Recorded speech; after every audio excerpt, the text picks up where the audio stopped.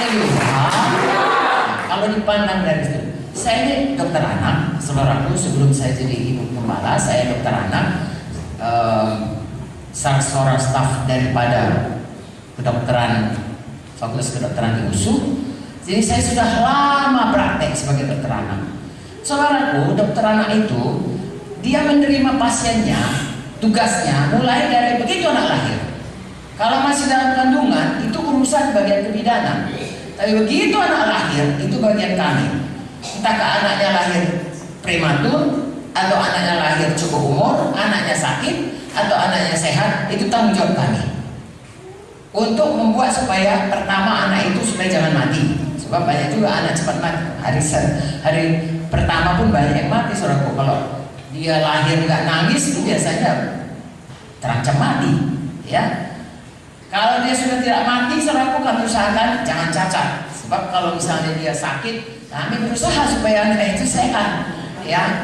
Dan kalaupun dia sudah sehat, kami berusaha. Ada namanya batita bawah 5 tahun, ya. Ada namanya balita bawah 3 tahun, bawah 5 tahun. Dan ada namanya kematian hari pertama, kematian minggu pertama, kematian bulan pertama, kematian tahun pertama, dan seterusnya.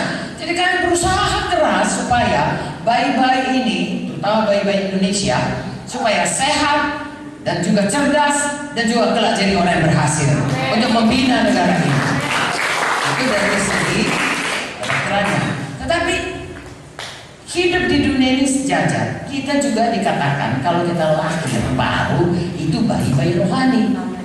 Tidak boleh terus bayi, harus bertumbuh sehat. Saudara bisa bayangkan kalau misalnya anak kita atau ponakan kita, bagi kita yang belum menikah, dia lahir semua sukacita, ya, si butet, si ucok. Kalau di Medan saudaraku, ya, di sini apa namanya? Non sama, oke.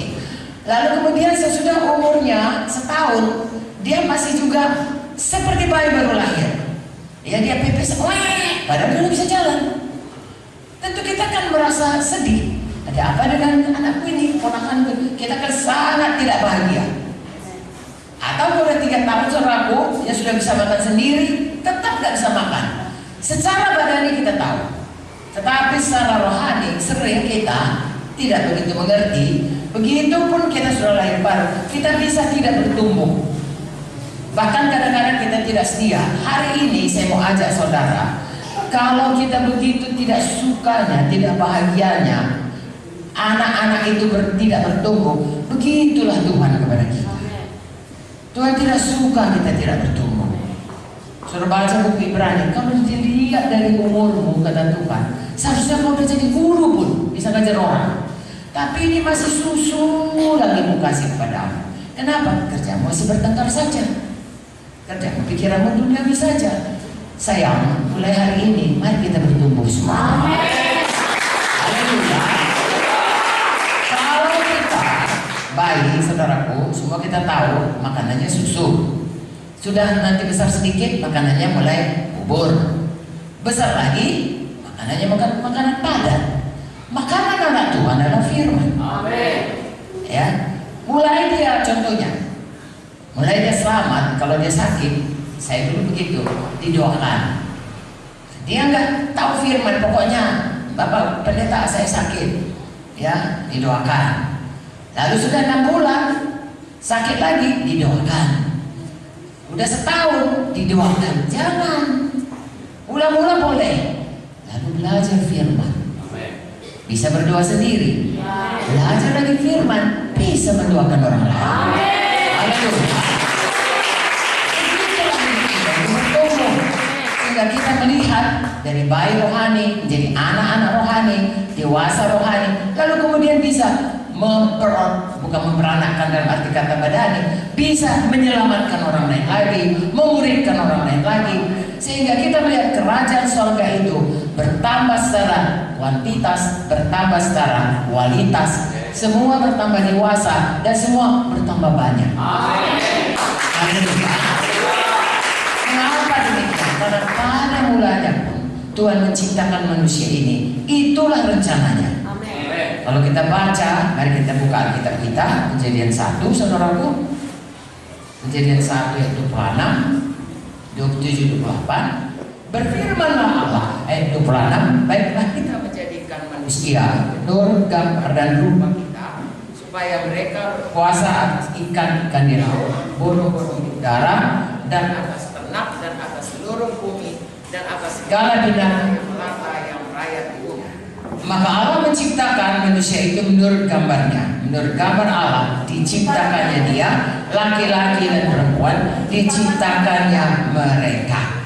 Ayat 28, Allah memberkati mereka, lalu Allah berfirman pada mereka, beranak cuculah, bertambah banyak, penuhilah bumi, taklukkanlah itu, berkuasalah atas ikan-ikan di laut, dan burung-burung di udara, dan atas segala binatang yang merayap di bumi. Kalau kita perhatikan ini, paling tidak 3 perkara yang harus kita perhatikan. Pertama, kita diciptakan segambar dengan Tuhan. Kedua, kita diciptakan supaya bertambah-tambah banyak. Ketiga, kita diciptakan untuk berkuasa. Itu semua hilang pada waktu manusia berdosa. Jadi Tuhan mau memulihkan itu kembali, sehingga kita kembali pada gambaran Tuhan tadi. Kalau kita mau dewasa, tentunya kita itu mesti bertambah-tambah menjadi seperti Yesus. Amin. Jadi saya dan saudara, begitu kita lahir baru, kita harus bertambah hari, bertambah-tambah menjadi seperti Yesus. Haleluya. Memang rencana Tuhan menciptakan saya dan saudara, semua manusia ini, supaya kita segambar dengan Dia. Kalau kita masih tetap seperti dulu, kalau dulu misalnya kita bohong, sekarang juga bohong. Kalau dulu kita ini suka khawatir, sekarang pun tetap khawatir. Kita tidak berubah, tidak menjadi seperti Yesus, dan orang tidak melihat kemuliaan Tuhan itu dikembalikan dalam hidup kita. Roma 3:23 berkata, semua manusia sudah berdosa dan kehilangan kemuliaan Allah. Tuhan mau memulihkan itu kembali dengan mengubahkan kita hari lepas hari.